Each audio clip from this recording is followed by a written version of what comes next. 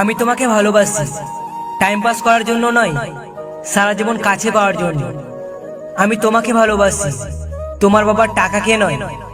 তোমার মুখে ভালোবাসা কথাটি মোবাইলে নয়, সরাসরি তোমার মুখ থেকে শুনতে চাই। আর প্রেম, সেটা না হয় বিয়ের পরই হবে। 10-12টা ছেলের মতো কিছুদিন তোমার পিছু করে তোমাকে ইমপ্রেস করার ট্রাই আমি করব না। এগুলো আমার মোটেই ভালো লাগে না।